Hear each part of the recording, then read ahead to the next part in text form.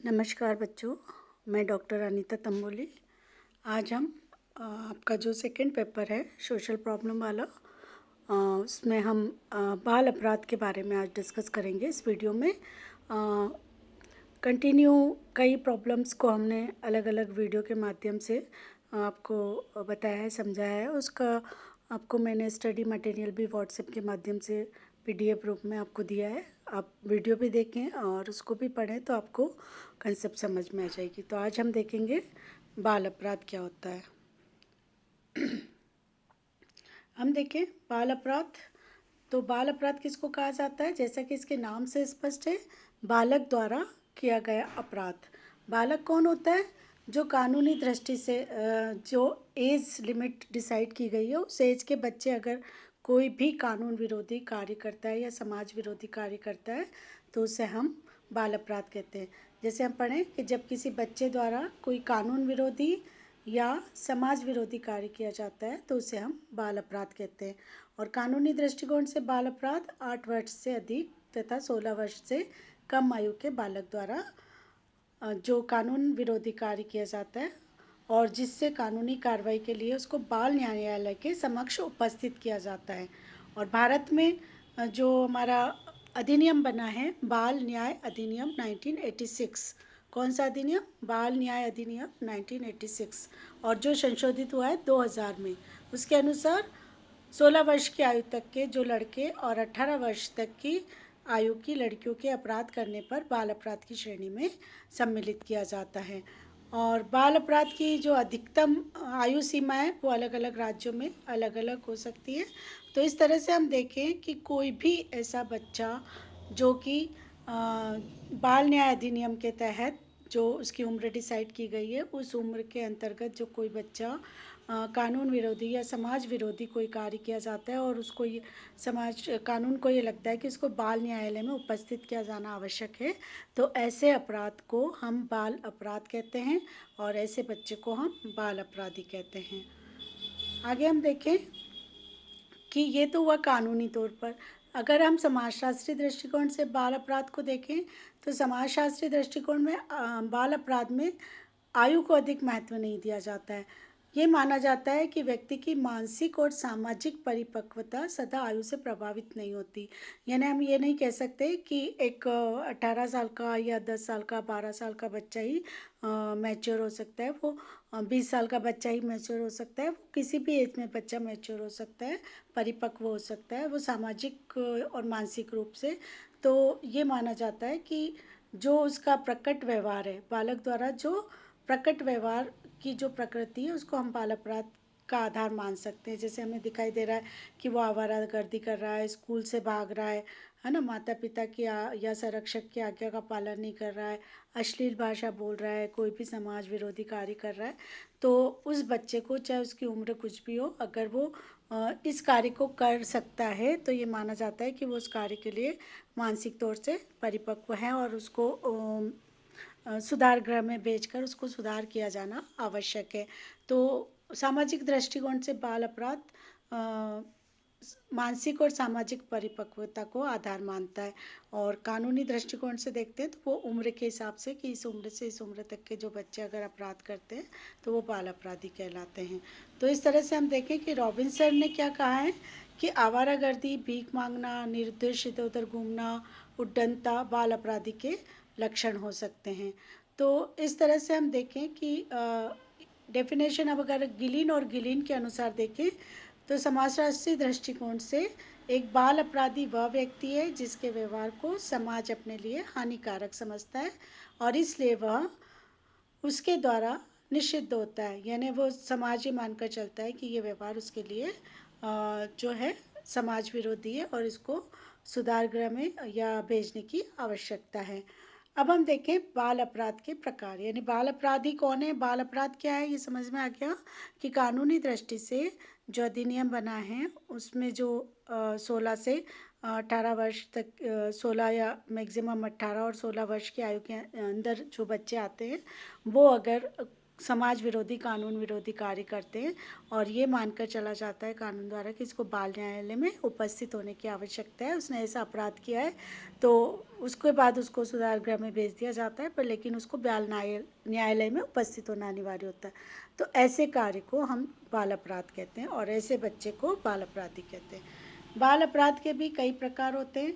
तो Harvard baker ने इसके 4 प्रकार बताए हैं। एक बताया है वैयक्तिक बाल अपराध, समूह समर्थित बाल अपराध, संगठित बाल अपराध और स्थितिजन्य बाल अपराध।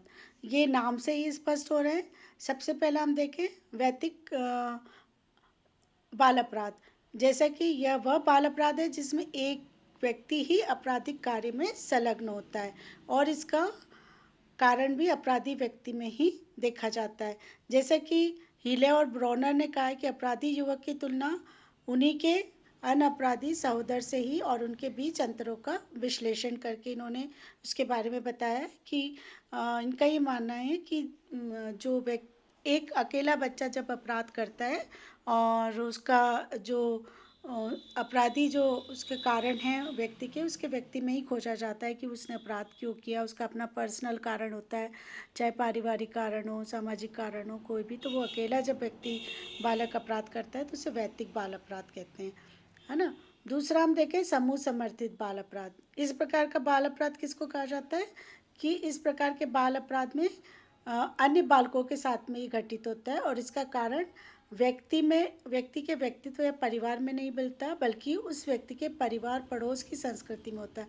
यानी थ्रेशर, शॉन और मैके के अध्ययन भी इसी प्रकार के बाल अपराध की बात करते हैं। इनका मानना है कि ये जब बच्चा केवल अकेला अपराध नहीं करता, वो जो उसके साथी जो साथी लोग हैं उसके साथ मिलकर अपराध करता है। तो इसके अपराध के कारणों को भी उनके साथ ही हमें ढूंढना चाहिए कि उसने क्यों अपराध किया। कई बार वो देखा देखी अपराध कर लेता है, साथी लोग उसको साथ में ले जाते हैं कि चल चल तू भी चल। इस तरह से वो बच्चा अपने दोस्तों के साथ, अपने सहमित्रों के साथ, तो उनके जिनके संपर्क में आता है उनकी संगतियों में रहता है, अपराधी व्यक्तियों की संगति में रहता है और उनके साथ वो अपराध करता है। तो इसको हम समूह समर्थित बाल अपराध कहते हैं। नेक्स्ट देखें हम संगठित बाल अपराध। संगठित बाल अपराध औपचारिक रूप से जो संगठित गिरोह द्वारा किया जाता है और इस प्रकार के अपराधों का विश्लेषण हम देखें कि 1950 के दशक में अमेरिका में किया गया था और यहीं से ये अपराधी उपसंस्कृति की अवधारणा हमें देखने को मिलती है। तो संगठित बाल अपराध, जैसा इसका नाम से स्पष्ट है कि एक संगठित जो गिरोह होता है, औपचारिक रूप से जो संगठित गिरोह होता है, गिरोह के साथ मिलकर जो वो अपराध करता है, तो उसे हम संगठित बाल अपराध कहते हैं। फिर हम देखें नेक्स्ट स्थितिजन्य अपराध। स्थितिजन्य अपराध यानी वो आदतन अपराधी नहीं होता, लेकिन कई ऐसी परिस्थितियां होती है जिसकी वजह से वो जो बच्चा है वो अपराध करने लगता है। तो जैसे हम देखें कि उसके ऊपर या तो बहुत ज़्यादा नियंत्रण या नियंत्रण नहीं होता, परिवार का नियंत्रण नहीं होता, है ना, नियंत्रण की कमी होती है और वो बिल्कुल फ्री घूमता रहता है। तो वो कभी भी कोई ऐसी परिस्थिति आ जाती है तो जल्दी से वो अपराधी प्रवृत्ति में शामिल हो जाता है। तो इसको हम कहते हैं स्थितिजन्य अपराध। तो इस तरह से हम देखें कि अपराध भी 4 प्रकार के हमने कैटेगरी में डिवाइड किया है कि एक तो बच्चा जब अकेला अपराध करता है, वैयक्तिक बाल अपराध कहलाता है। दूसरा जब वो समूह के साथ अपराध करता है। तीसरा वो संगठित गिरोह के साथ अपराध करता है और चौथा प्रकार जब वो परिस्थिति के अनुसार अपराध करता है, अपराध में शामिल होता है।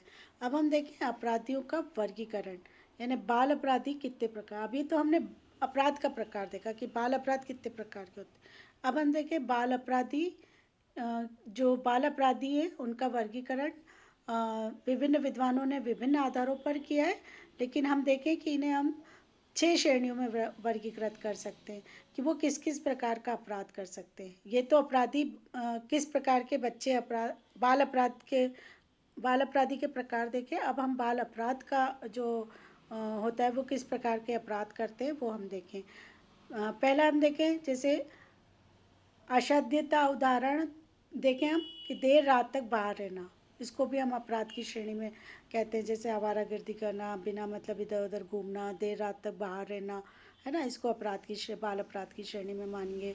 फिर स्कूल से भागना, है ना, बिना वजह बच्चे कह कर जाते हैं कि हम स्कूल जा रहे हैं और स्कूल से भाग जाते हैं, पढ़ाई नहीं करना, और वहाँ जाकर वो फिर दूसरे गिरोह या दूसरे अपराधी जो बालक हैं, व्यक्ति हैं, उनकी संगत में आ जाते हैं और उसके बाद कई प्रकार के अपराध करने लग जाते हैं। तो वो रोज़ रोज़ स्कूल से भाग जाना, ये भी अपराध की श्रेणी में आता है। चोरी करना, है ना, संपत्ति की क्षति पहुंचाना, यानी किसी भी प्रकार की संपत्ति को हानि पहुंचाना, उसको तोड़ फोड़ करना।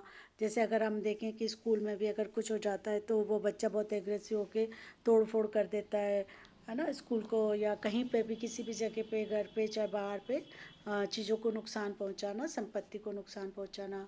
हिंसा, हिंसा को भी हम अपराध की श्रेणी में लाते हैं कि कई बार वो मारपीट पे उतार हो जाता है, हिंसा करता है।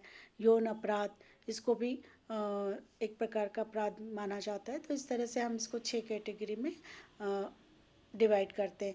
अगर हम देखें कि इनर और पाक ने जो बताया कि उन्होंने 5 प्रकार बताए, कौन से, जैसे छोटे छोटे उल्लंघन करना, यानी यातायात संबंधी नियमों का उल्लंघन करना, ट्रैफिक रूल्स तोड़ देना, वहाँ पर उनसे बहस करना, बड़ा अगर वो उल्लंघन करते हैं तो जैसे वाहन चोरी करना, संपत्ति संबंधी जो अपराध करना, मादक व्यसन, शारीरिक हानि पहुंचाना, इस प्रकार के जो अपराध हैं वो कई बच्चे इस प्रकार का अपराध करते हैं। तो इस तरह से कई कैटेगरी हम बच्चों की बाल अपराध की श्रेणी में रखते हैं।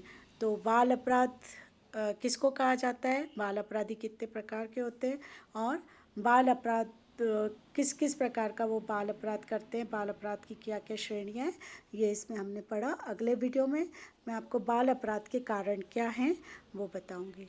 Thank you.